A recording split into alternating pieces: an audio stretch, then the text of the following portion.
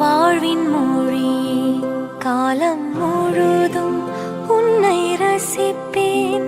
ஆசை மழையே பேசும் அழகே என்னை மறந்து உன்னை இசைப்பேன். உனக்காக இனி நானும் வாழ்வேன் பிள்ளையே. திருக்கோவில் மணி போல உன் சொல் கேட்கிறேன். உன்னை தாண்டி பேரழகு எதுவும் இல்லை இங்கே. ஜீவன் நீ வாழ்வும் நீ